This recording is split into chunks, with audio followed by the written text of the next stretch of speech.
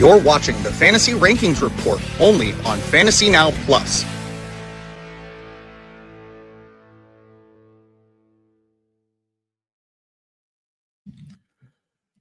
Hello. Welcome into the Fantasy Rankings Report. My name is Topher Kurt, but you can call me Topher, and I'm here with my co-host, Michael. Michael, how are you doing tonight?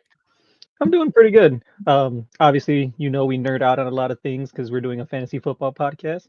But another thing I like to nerd out on is Pokemon cards, and I pulled a pretty good one yesterday, so I'm pretty excited. There we go. That's awesome. I love that. I had so many Pokemon cards as a kid. Just there's something that wasn't continued for me, but I love Pokemon still. Yeah, same.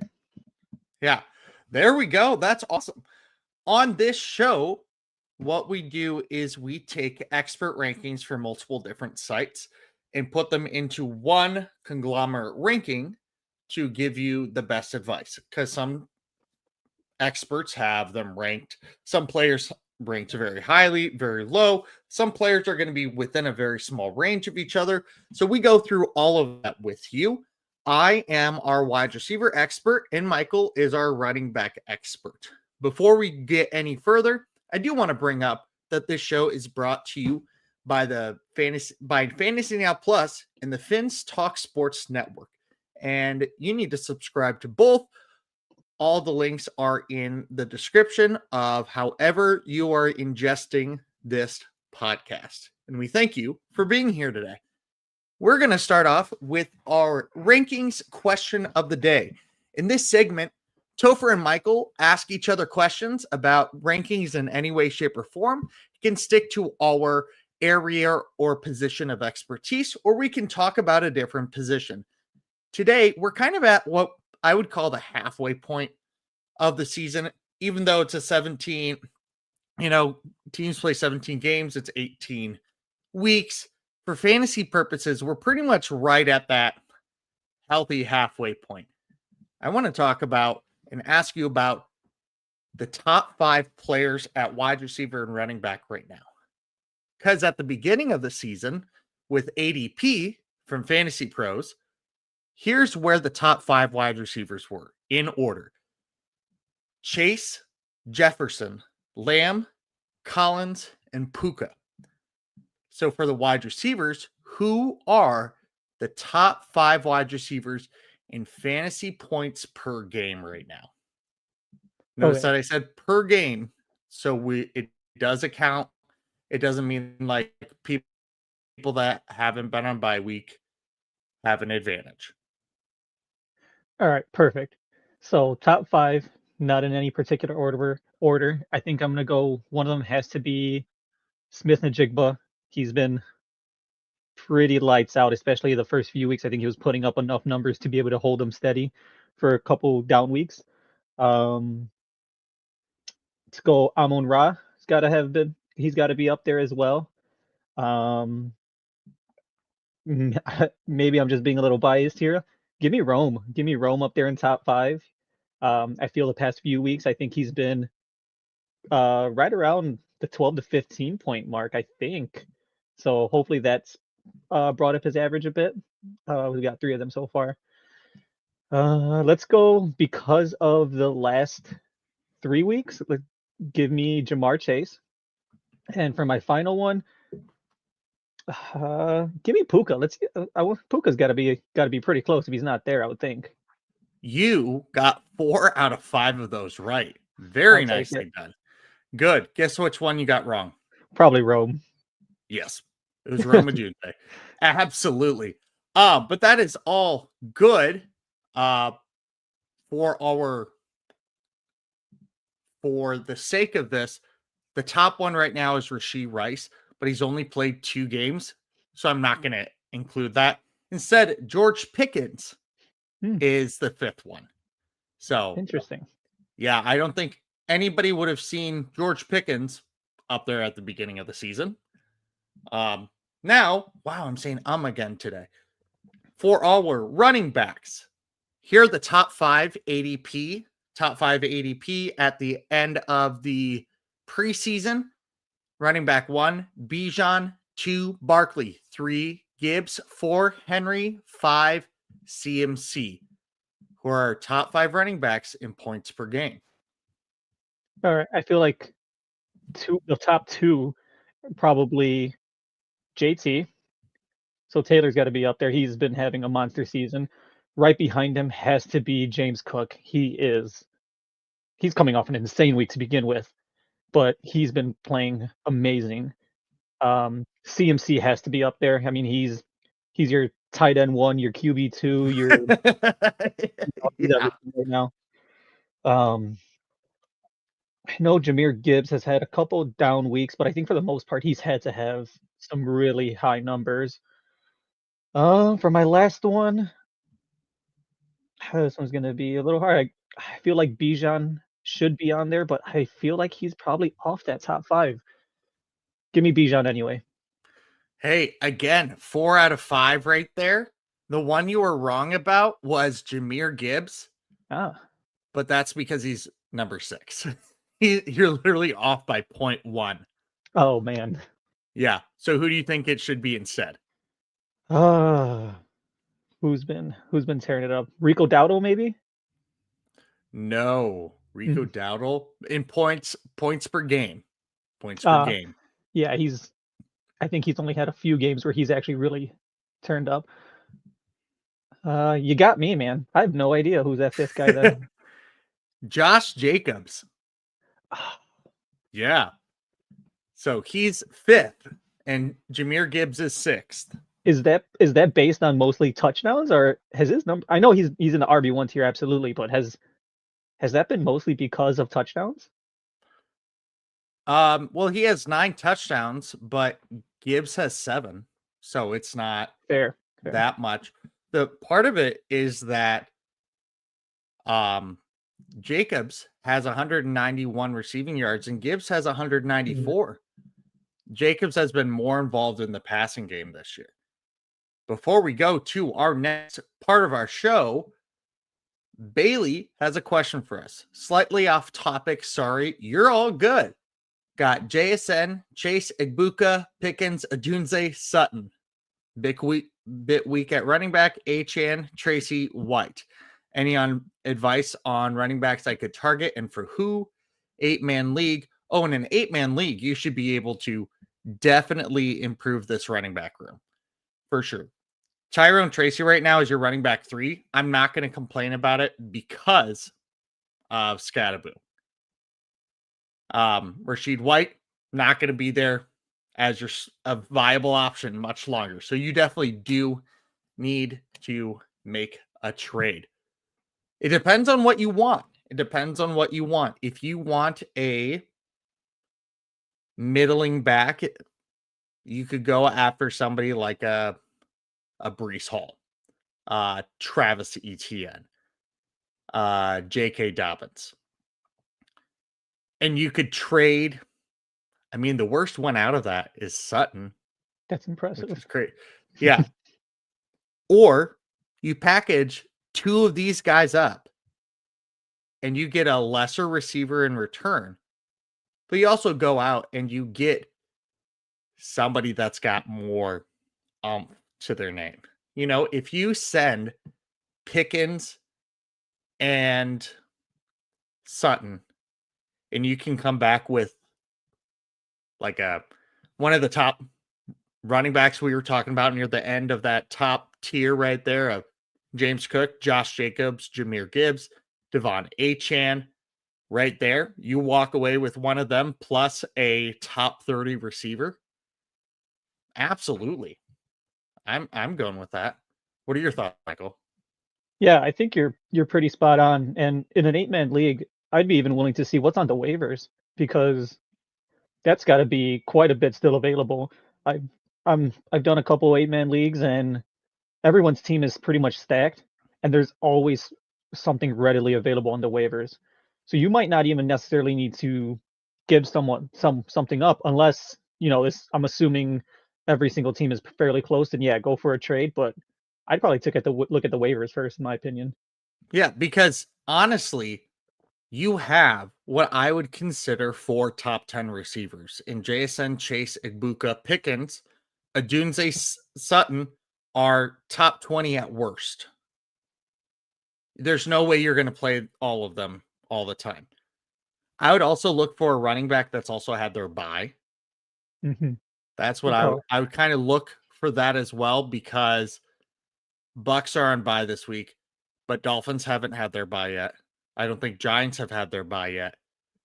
So that could be an issue coming up in the future. Looking for a running back that has been on a bye. So Josh Jacobs works. I believe does Jahmyr Gibbs. Yep. Gibbs works. So yeah, you're right. Giants don't have a bye week till 14, so he's a little bit of time there, but that's going to come up soon. yeah. And Achan has one in 12, which is closer than what we want it to be. And you do not want to go out there in this league with Tyrone Tracy as your only viable running back in week 10. I definitely agree. Go get a top 12 running back. Go Derrick Henry, who's actually turning it on right now, or DeAndre Swift. You could send a Sutton probably to somebody that doesn't have that. I'm only saying Sutton because I feel like he's the lowest out of this group. Or Adunze, you could say, hey, got this young stud right here. Milk it.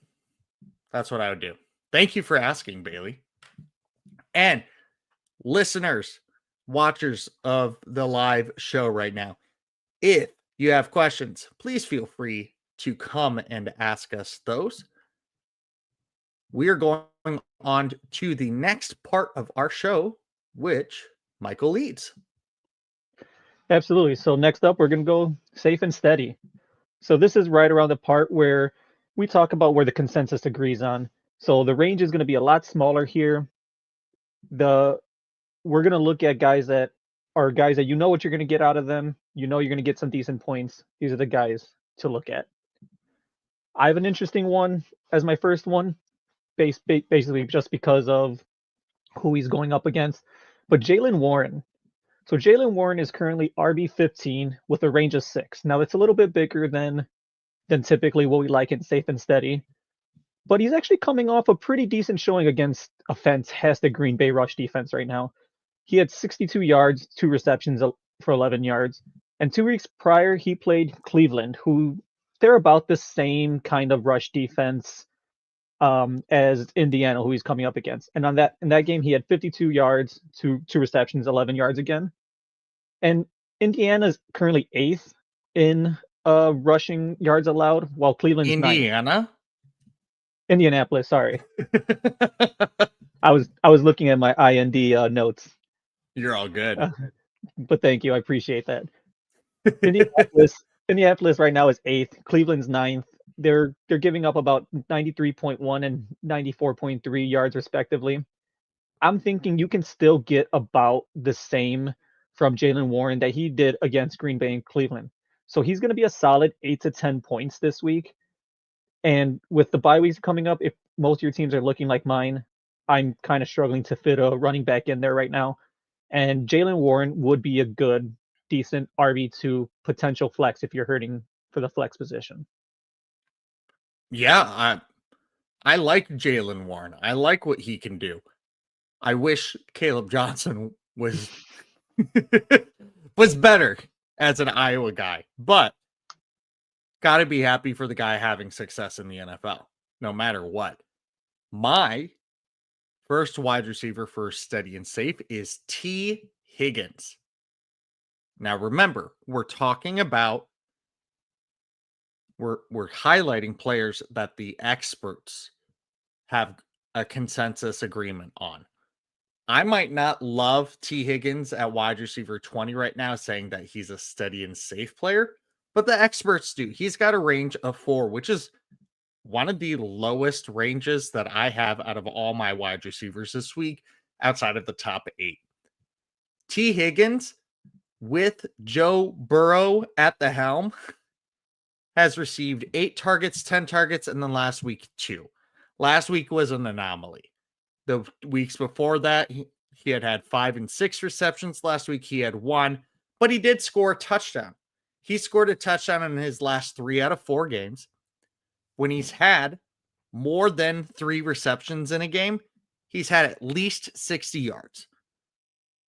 I think he's going to continue to produce.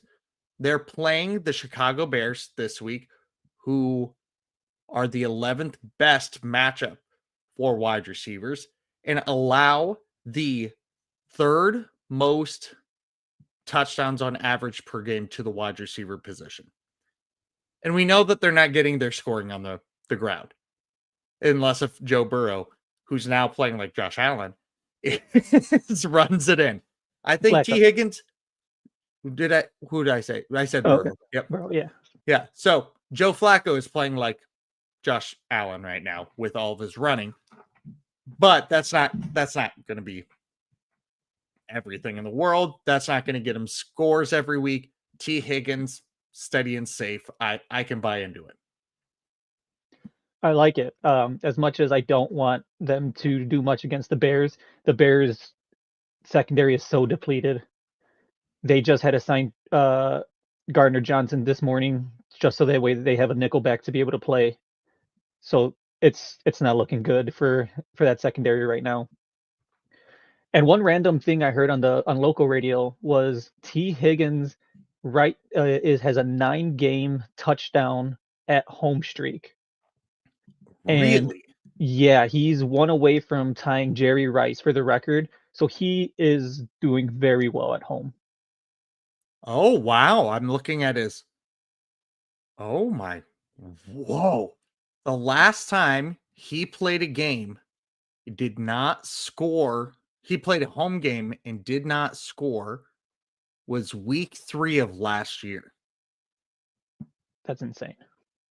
That is. Wow. Yeah, and I don't want to go too much further into it as well, but I don't know if you're going to touch on Jamar Chase at all later on, but Jamar Chase is also, if he's 3 games in a row of at least 10 receptions, and if he does it again, he ties Jerry Rice's record again. I think it's going to happen. Yeah, it's pretty good. Pretty good chance. But for my second safe and steady guy, going with a guy that we just kind of mentioned, and that's almost for the same reason that you mentioned, Tyrone Tracy Jr. RB16, he's got a range of 3, so the consensus really does have him up there right now. Scatterbo's done for the year.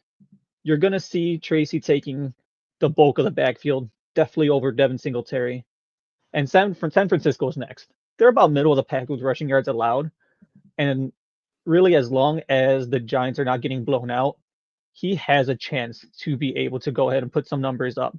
They might not be 100-yard rushing games, but he's going to get you some steady points.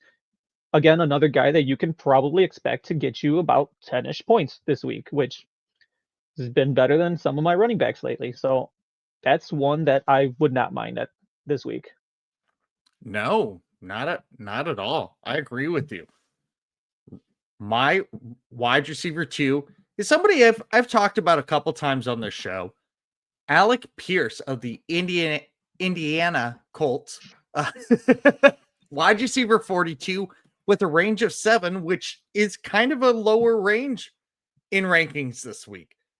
That normally comes into our later segment, a range of 7, but a lot of them are within like 7 to 10 this week.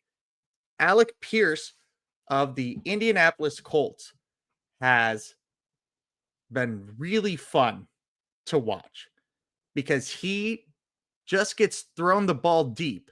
He plays the deep ball very well. He's not walking away with a bunch of receptions in games. He's only had 1 game with 5 or more receptions, but he has had his last 4 out of 5 games. He has had at least 67 receiving yards or more, up to 98. He is definitely a target for Daniel Jones. He's not a huge target. He's kind of like a tertiary option behind Michael Pittman and Tyler Warren. but he's getting the bigger throws. And I really like that. Plus, Josh Downs is injured. Again, he might not play this week. That opens things up more for Alec Pierce. I like playing him. I'm playing him every week right now. In any league that I have Alec Pierce, I'm playing him every week. Awesome. My last guy for safe and steady, going to guy that I talked about multiple times. That's J.K. Dobbins. He's at RB18. He's got a range of 4. Now, he's coming off a season high, 111 rushing yards versus Dallas. Also added 2 receptions, 10 yards. Now, but that's the Cowboys. Now he's playing a much better Houston D, which is very, very true. Houston is actually a top 5 rush defense right now. But even in this game, I'm expecting him to still get about 15 touches. You know, he's averaging close to 6 yards a carry. I think it was like 5.8. So I'm still expecting him to get about 70 yards. Add a couple receptions. He's been consistently getting you about 2 receptions. Good to look for another couple points there. So he's another guy that he's a good RB2 plug guy or a possible flex if you need it. And the consensus believes that he's going to go up there and get you about 9-10 points. So that's 3 straight guys of giving that can possibly get you 10 points this week, especially when you're looking at a bye week. That's something I'll take. One guy I do want to just briefly mention, just because the consensus is pretty much all in agreement on, but it's a guy I've also talked about previously, was Kyle Monangai. Right now he's RB33. His range is 1. You don't see that in the RB1 tier, let alone going down to an RB3, RB4 tier, and his range is 1. So consensus is really liking him as well this week. Wow, that's pretty impressive, seeing a lower rank where everybody's just kind of on that same lower flex play but has an option. Good. Last guy I want to talk about is Christian Watson at wide receiver 53. Yes, you might be like, okay, Topher, you're a Packer fan. I'm aware. But in his season debut after coming back, he only played 56% of snaps, but he had 4 targets, 4 receptions on 85 yards. He caught everything that was thrown his way, had 85 yards. He was getting open, and Jordan Love was finding him. If that percentage continues to increase, which it should, he's going to continue to create these plays. Now, here's the concern. He is wide receiver 53 with a range of 7. That means he's kind of a flex play if you have to play him. Or like I've got a league where I start 3 wide receivers and 2 flex plays and 2 running backs. So he would be somebody that I would play this week. I think I am. They are playing the Carolina Panthers, who have allowed the second least amount of yardage to the wide receiver on the season so far. I also think that the Packers are showing to be a little matchup proof, except the Cleveland Browns. So, but I think that Christian Watson has a good chance to provide an Alec Pierce like week. I think him and Alec Pierce are going to be on very similar trajectories. And we have not had the spamming right now because Jamie decided to show up late. We started without you, and you decided to show up late. So yes, both sides can be true. Our biggest segment of the show is called Experts Against Experts. This part of the show is where we each highlight 5 players in our positions of expertise that the consensus disagrees on. We will each talk about one from each tier. For example, wide receiver 1, 2, 3, 4, and 5. Before we go into that, those of you that are watching, I'm going to show you right now the sheet that we use to help you understand what is going on. So right here, we have our rankings from our 6 websites that we use. It shows us the average. It shows us the mode, the high, low, the range of everything. And we categorize it in tiers of 12. So you go along, you see it, and it helps give us a lot of information. Like Darnell Mooney right now has a range of 23. I'm not going to talk about him necessarily because it all depends on if Drake London's playing. Because a couple sources don't have Drake London listed. The ones that don't have Drake London listed have Darnell Mooney high. But it is very interesting to see these things, to elaborate all of that. Jamie said, I'm not watching, I'm listening. Well, we're so glad you're here, Jamie. I know you're ignoring us, but I'm glad you're here. I want to talk about my wide receiver 1 tier guy. Never thought I'd be saying his name up here again. Michael Pittman Jr. Again, wide receiver of the Indianapolis Colts, the 7-1 Indianapolis Colts led by Daniel Jones. It's still not making sense to me. But here we are. He's got a range of 7. His highest ranking is 8. His lowest ranking is 15. He's wide receiver 12 in fantasy points per game. He's tied for the second most receiving touchdowns amongst wide receivers in the league with 6. Amon-Ra has the most at 7. He's tied with George Pickens and Devontae Adams. Those are the only other 2 with 6 receiving touchdowns. Everybody else at the wide receiver position has 5 or less. 6 touchdowns matches Pittman's career high. He's tied that in 8 weeks. He's tied for 8th most wide receiver receptions this season. He's a target share of 23% on his team, an end zone target share of 30%. So he is being targeted every 3 out of 10 passes in the red zone. He's got 22% of the team's air yards. Alec Pierce has like 4,900% of it. I think it's closer to like 45, 46% from Alec Pierce. But Michael Pittman's not your deep guy, which is all good. Last week, if you watched, he made 2 incredible highlight-worthy, like end-of-year highlight tape-worthy for the whole NFL season catches. One where it bounced off him up in the air. He tracked it, he followed it, caught it, and ran.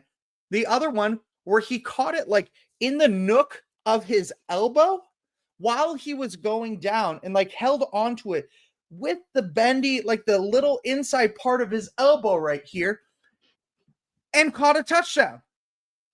It was ridiculous. He's showing you on the field the dynamic player he can be, and on the fantasy sheet. The Steelers, who they're playing this week, are the 6th best matchup for wide receivers this season. They've allowed the most receiving yards and most receptions to the wide receiver position per game this year. Alec Pierce, really good, steady and safe. Michael Pittman, going to be a top 10 wide receiver again this week. Something to note about him, though, out of the top 50 receivers, he is one of 3 top 50 receivers right now that does not have a 30-yard plus catch, which is kind of crazy. You're like, okay, he's top 10, top 12. He's got to have a big play. He's not a big play guy. He's consistent. He's getting those smaller plays. Deebo Samuel and teammate Josh Downs are the only other 2 wide receivers in the top 50 without a 30-yard plus catch. I think I'm going Michael Pittman all the way. I'm putting money on him. He's going to score. He scored 6 out of 8 games. Daniel Jones loves him in the red zone. I think I'm all for it. I like that. Since you brought up Pittman, I'd have a question. Yes. So, in one of my dynasty leagues, I have Pittman. I am not doing well this year. I was offered, which I declined. I was offered Marvin Harrison Jr. for Pittman and like a late pay, like a 5th round pick, which is our last round in a rookie draft. I immediately said no. I am a very big anti Marvin Harrison Jr. not fan. I don't know how I should You're going to describe that, really but like my wide receiver tier 2 talk. Wide receiver 2 tier talk. Then here in a moment. perfect. Awesome. Yes. I, yeah, I Oh, declined it. I just don't. decline that every day and then some. Perfect. I can't stand them, so I'm excited for the next part. My first guy in RB1s here, I'm going James Cook. We just talked about him. He's RB9. He's actually has a range of 9. It ranges from 5 to 14. Dude, what a week. They just played Carolina. He notched his 4th game with over 100 rushing yards. This one, 216 rushing yards, 2 touchdowns, 33.6 fantasy points in PPR. Insane. And I didn't take a double check, but I would have to after this. He ended up being running back 2. I'm pretty sure Jonathan Taylor was 1 because I have him in a league, and I'm pretty sure he got me about 44-ish points. But what a game by Cook. Now Yeah. next up he's got KC. Now, even though KC, they look like they have a little bit of a better rush defense than Carolina, Carolina's only giving up on average 11 more rushing yards per game, and that's after James Cook just torched them. Cook is on a whole nother level. I mean, it goes without saying he's a must start every single week. I mean, even if he wasn't on this kind of tear, if he was doing even what he did last year, which was fantastic, if he was doing something like that, of course you play him every single time. There's not many teams that can stop him right now. The Patriots were really one of the only teams I have actually this year.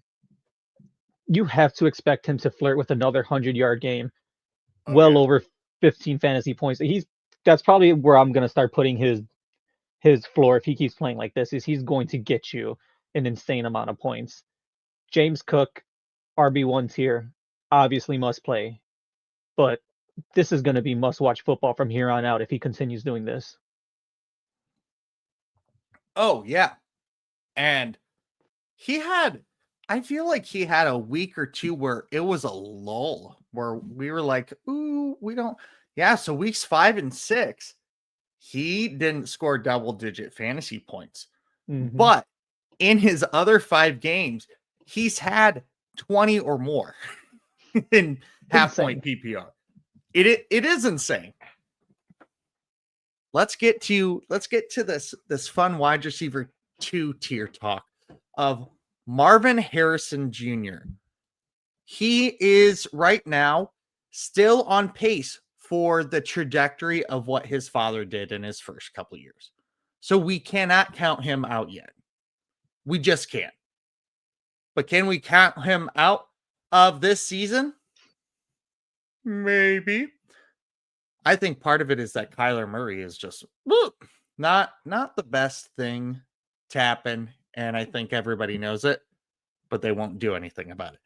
He's got a range. He's currently wide receiver 19, got a range of 9. Highest ranking is 16. Lowest ranking is 25. However, he is wide receiver 40 in fantasy points per game this season.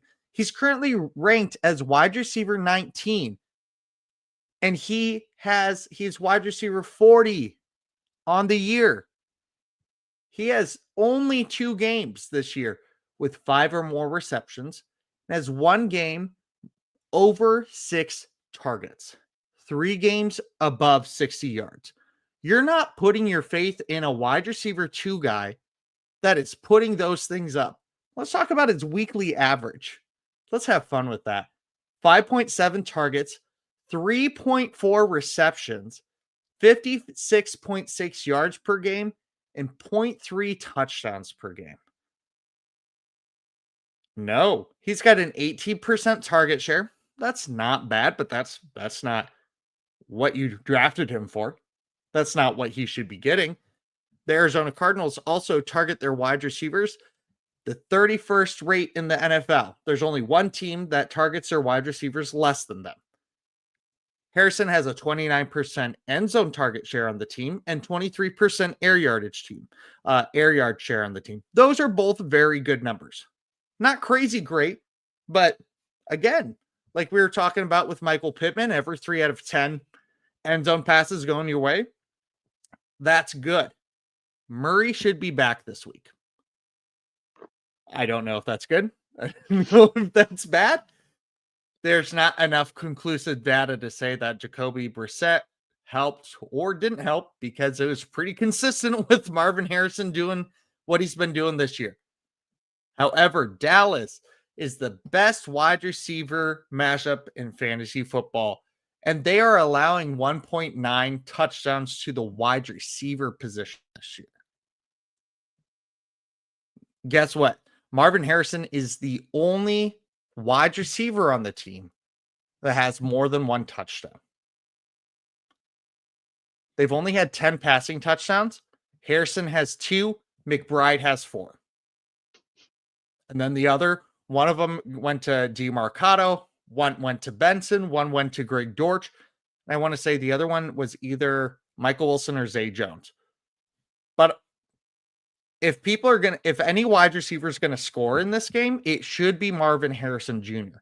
This is Marvin Harrison's junior's week to come back and actually have a game that matters, that makes you continually to falsely believe in him for the rest of the year.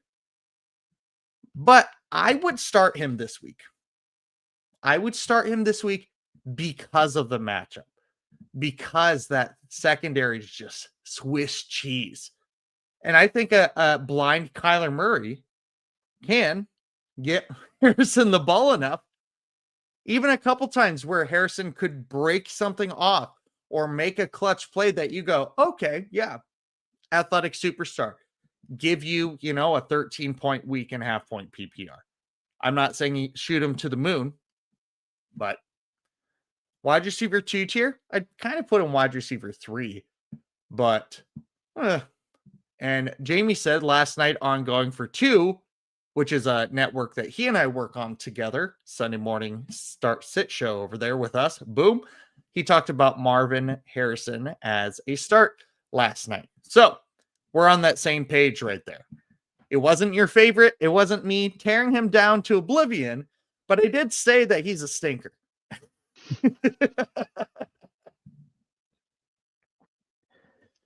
Yeah. I know he's still young, but there's just something about him I can't get behind yet. I mean, hopefully he does well. I mean, I don't wish ill on the game, but I hope he does well. But there's just something right now I can't get behind.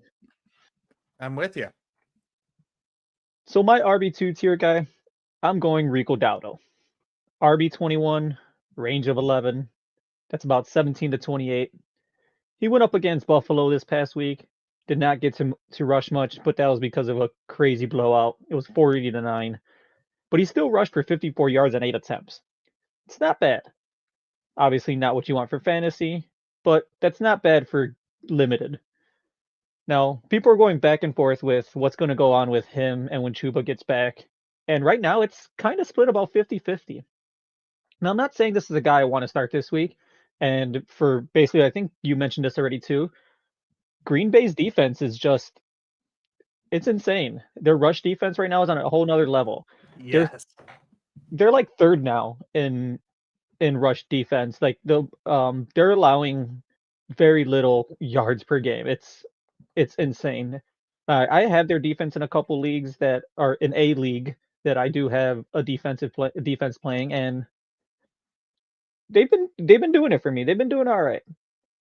Now I'm at the point now. I'm probably avoiding any running back going up against Green Bay, but Rico Dowdle this week, especially if he's now at 50-50 instead of leading that pack, you have to just let him sit. Yeah, I'm with you. I think Rico has been amazing this year, and he's going to continue to do that. But he's not somebody that you can start confidently. I'm with you there. Wide receiver 3 tier for me. Chicago Bears own DJ Moore at wide receiver 34. He's got a range of 29 to 42. This is not the DJ Moore that Bears fans we're hoping that they would have at this point. Because he hasn't crossed that 30-year-old threshold yet. He hasn't hit that hump yet. But he's playing a little bit like it. He's only had 2 games above 50 yards. He's wide receiver 49 in fantasy points per game right now. His weekly average, 5.2 targets, 3.6 receptions, 43 yards, and only has 1 touchdown on the season. Marvin Harrison Jr. is having 13 more yards per game than him, which is saying something that you don't want to be said about you. He's got a 17% target share on the Bears. Marvin Harrison Jr., 18%. However, DJ Moore is tied with Olamide Zaccheaus with the 17% target share on the team. He's got a 25% end zone target share and 25% air yards share. Those are great. Those are great things, especially being the wide receiver 2 on a team. Those are great statistics, the end zone and the air yards. This week, actually, specifically today, guess who didn't practice? Odunze, Moore, Burden, Zaccheaus, along with running backs Swift and Jamie's guy, Roschon Johnson. Oh my gosh. However, if Moore is healthy, he's getting those opportunities. He had a bigger game last week. That's part of why I wanted to bring him up, because he did. He had 73 yards. He had 7 targets, his season high. He had 4 receptions, his second season high. He could do a little dancing back into relevance. However, the Bengals are the 20th best wide receiver matchup. So they're in the lower half of guys' teams you want to play. But if the team that they're facing, the Bengals, has 2 or more viable wide receivers, each of them are getting at least 50 yards against Cincy. So they're getting 50, 60, sometimes 70 rushing yards, but they're getting that in multiple players per week. Heck, Tyler Johnson got it last week for the Jets, and he scored a touchdown against them. I think DJ has some value this week if he's healthy. But again, like Marvin Harrison Jr., he's wide receiver 49 in fantasy points per game, and he's ranked at wide receiver 34 this week. There's not that many buys that make that this week that make that big of a difference. Just keep that in mind with DJ Moore as you move forward. That comparison kind of hurt. I was like, I have to be honest. I have to do my job. Oh, my next guy, I'm going Woody Marks. Woody Marks has been pretty damn good. Right now, he's RB25, got a range of 12, though. He's anywhere from 18 to 30. Now, this is a guy that's second on the depth chart behind Nick Chubb, which he's outperforming Nick Chubb. He's coming off of a 62-yard game on 11 attempts, added 4 receptions for 49 yards. He's currently averaging about a 42% snap count, which, as your backup, that's not bad, especially if he really is outperforming your starter. Now, if he continues to really outperform Chubb, I'd like to see him officially take over that starting spot in the next upcoming weeks. If he's going to have games as a backup where he can average almost 6 rushing yards a game or 6 rushing yards an attempt, and then still add on 4 receptions, 5 receptions, especially in PPR league, you're getting a decent amount of points just out of that passing game from him. And I'm not saying he's a must start this week, but he's a guy that can be sitting there looking at your flex spot on a bye week. So Woody Marks, he's kind of my guy right now. I like him. Like I said the other day, you got Woody going above the Chubb, so let's make it happen. Yeah. I think that Woody Marks could elevate to one of those guys that helps you get into the playoffs and helps you do a playoff run, especially if the Texans start playing like they did last week, where CJ Stroud looked like rookie CJ Stroud. And that was without Nico Collins. So maybe it's Nico Collins holding them back. I think that's what we're concluding. Real quick, I just saw this pop up in my Twitter timeline.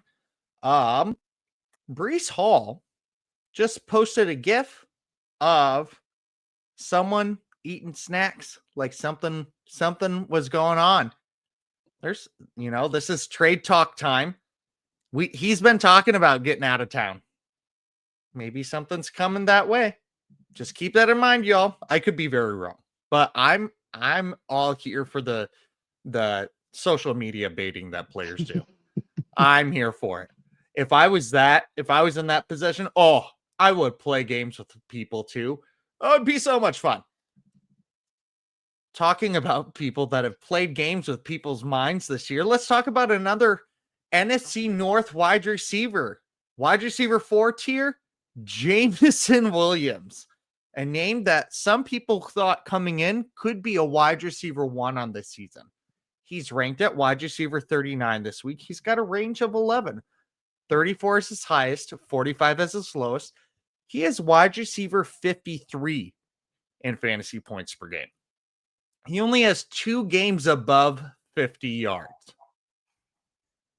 His weekly average is 4.3 targets, 2.4 receptions, 41.3 yards, and 0.3 TDs. He's got 2 TDs on the season, but he makes DJ Moore.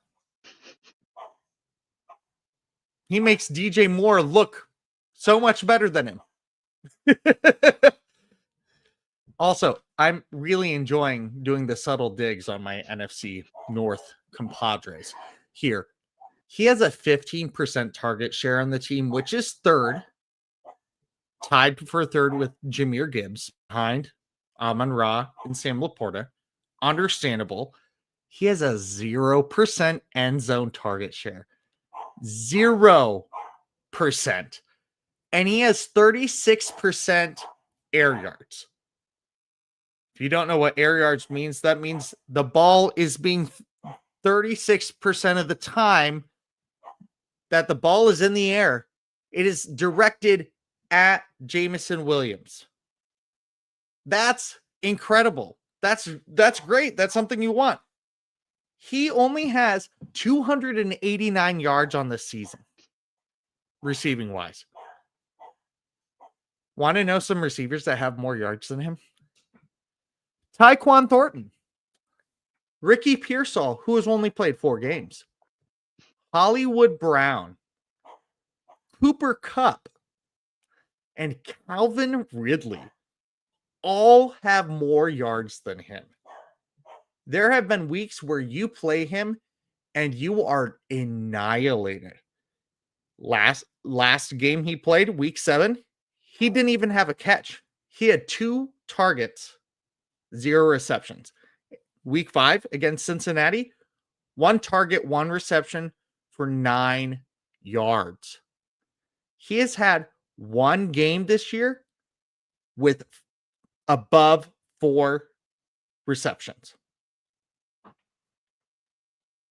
He's had 4, 2, 2, 2, 1, 6, 0 receptions in games this year. You can pick up guys on the waiver wire that are getting more target share, that are getting more points than him on a weekly basis. Yes, can he break off big games like other people can't? Yes. But when you are below a hurt Calvin Ridley and a geriatric Cooper Kupp, and you were a first-round pick that just signed a giant contract extension, that's embarrassing. It's not like Isaac Tesla has all of a sudden taken over what he does. No. That vacancy is still there. He's just not doing it. I don't start him. I don't touch him. Not for me. Yes, they're playing Minnesota, who has let people light them up lately. They really have. Even though Minnesota is this quote unquote tough against wide receivers, each week it keeps getting less and less tough. I still don't trust him. Still don't trust him. Keep him on your bench. Trade him to somebody. Find a sucker to take him. I like it. Yes. Like Michael Flores. I probably would. Love to hear it. Love to hear it. So my RB4 tier guy, I'm going with a guy that I was expecting to be used so much more. That's Ollie Gordon II. He's currently at RB42. His range is he got a range of 10. It's 38 to 48. Now, he had a decent showing this last week versus Atlanta. He had 46 yards and 10 attempts. And then he had a 20-yard reception for a touchdown. Cool. Great. Not exactly what we were really looking for. His snap count, though, has been higher in the last 2 weeks compared to the rest of the season. He's at 31% and a 30% respectively over the last 2 weeks. Previously, though, he was right around a 25% on average snap share count per game, which I get it, Achan's there, but once that spot basically became available for him, once he took it over from Jalen Wright, I really thought he was going to get used a lot more. Now, maybe these past 2 weeks are their way of showing they're going to work him in there more. Now, Miami's not really set to do anything this year. They don't look good. Tua is seeing ghosts and apparently has an eye injury. Hill is gone. They're not looking good. I would like to see him get used more. I want him to be relevant in fantasy. Right now, most of our tier 4 and lower really kind of aren't, but Ollie Gordon is a guy that should be being used more, even if he is an RB4 tier kind of guy. Yeah, I'm with you. I thought Ollie Gordon would be used more, but as a Devon Achan owner in multiple leagues, I am more than okay with the lack of usage. But if Achan were to go down for any reason, that is Ollie Gordon's backfield. That's an instant. He becomes a Kamani Vidal, top 15 running back sort of guy. So I don't know if I'd start him this week, especially against Baltimore. But you're right. The Dolphins don't have much going on this year. They are continually being in a rebuild. They are perpetually rebuilding. Jamie did want to say that Roshan is dead, dude. He did send me a AI tribute song that he wrote, and then he wrote the lyrics and then put it to a tribute band. And thank you for asking this question, Bronze. Trade Dowdle and Swift for Derrick Henry? No. I'm keeping Swift and Henry. Swift is outscoring Henry right now, let alone Dowdle having the amount of rushing yards he's had this season. Yes, Henry might be breaking out right now, but is that going to stay consistent? Is that going to keep happening? Because we have not seen that consistency from him that we've seen from him his entire career. So no, I hang on to Dowdle and Swift. Your thoughts, running back expert? I completely agree. They're both outperforming Henry right now. As much as I love Henry and I hope he gets back to Henry of old, yeah, it's not worth the risk. No, absolutely not. My wide receiver 5 tier is a Darius Slayton at wide receiver 49. I saw this guy on here and I was like, okay, this is interesting. Then I saw his range of 16 where somebody has him ranked at 37. Wide receiver 37. His low is wide receiver 53. You want to know what his fantasy points per game this year is? Absolutely. 98th. He is wide receiver 98 in fantasy points per game this year. And he's currently ranked at wide receiver 49. This is outlandish. What I'm bringing up what name recognition can do to you this week. Because Michael Pittman does not have the name recognition of being a wide receiver 1 this year. But Marvin Harrison Jr., DJ Moore, Jamison Williams, Darius Slayton are all names that are buzz names that you can feel comfy and happy about, but they're not. No. This is a spooky, scary skeletons Halloween episode of Halloweens of wide receivers past. Tricked you with the happy-go-lucky Michael Pittman. He's had 2 games of above 40 yards. He's had 1 game above 3 receptions this year. Since week 5, he's had a 19% target share. Not too bad. More than Jamison Williams has had this season. And I say week 5 because that's when Malik Neighbors went out. That's why that context. He's got a 0% end zone target share, 30% air yard share. So his stats in that area are higher than Jamison Williams. I would still play Jamison over Darius Slayton any day.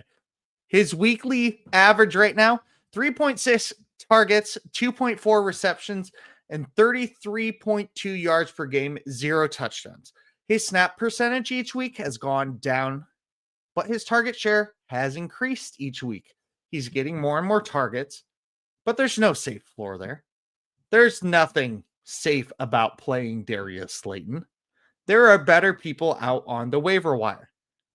There are better people that you can go pick up.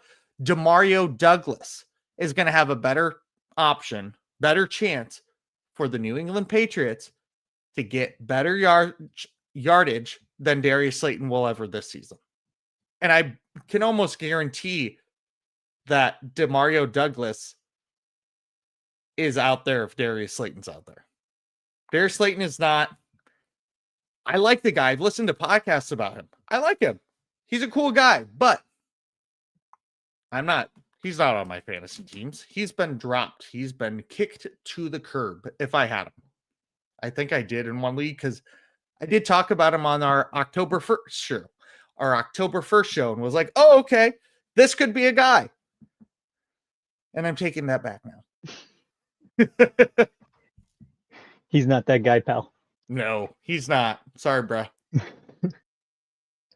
So my last guy I'm going to talk about is technically in the RB4 tier. RB5, RB6, we're not really seeing much playing time.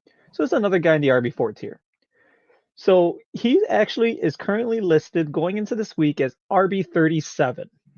He's got a range of 15. Someone has him as high as 29, and he's as low as 44. That's actually pretty insane. So what's weird, though, is this was before it was announced that Pacheco did not practice today and most likely will not play Sunday. So that people were still high on him, even though hasn't really been doing anything fantasy-wise. His best game came against Las Vegas 2 weeks ago. He didn't do much on the ground, even though he was given plenty of opportunities. But he did have 5 receptions for 42 yards. So they do really like him in that passing game. Now, if he's not going to get used much in the running game, or if he's not really going to produce in the running game, coming up, I'd like to see him really get involved in the passing game. If Pacheco's out, Kareem Hunt's going to handle everything on the ground. He's probably going to handle the goal line stuff. But this might be the week that Smith can get you double-digit points solely based on his receptions. That's going to give him more time with Pacheco out to be able to be on that field. I'd like to see that 5 receptions, maybe even 5 is a lot, but I'd even like to see go up 1 or 2 and probably elevate that receiving yard game to have actually a decent receiving game, probably better than Harrison, Williams, Moore, all those guys you mentioned. Now he's not a guy that you have to definitely start, but if this Pacheco injury is pretty serious, this is the week to watch him to see how they're going to want to use him moving forward. Yeah. I agree. I like Brashad Smith. I've picked him up in a couple leagues he's got to break out at some point. He's going to Isaiah Pacheco as a 7th round running back coming in and eventually stealing that workload. He's going to Isaiah Pacheco. And I love that for him. Not for Isaiah, but for Shad. Let's see you do it. We have hit exactly the 1 hour mark on the show. Thank you so much for being a part of it, for listening. Make sure that you are checking out where you can follow us on the Fins Talk Sports Network or Fantasy Now Plus, where we have rankings, articles, daily shows, and more. We've got 8 shows a week up here, and we'd love to have you continue to be involved, continue to share, talk about what you're seeing, you're hearing, what you like, interact with us. You can find me at Topher K44 on Twitter and Blue Sky, Michael at MP Flores 90 at both of those places as well. Do you have anything else before we sign off this week, Michael? No, just appreciate y'all for listening, for asking questions. And if you're listening to a recording, join the Discord. You can ask your questions in there, and we'll be more than happy to answer them here. Absolutely. Thank you so much, and deuces.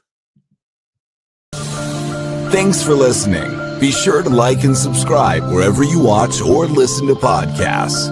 We'll be back next week for more ways to win your league.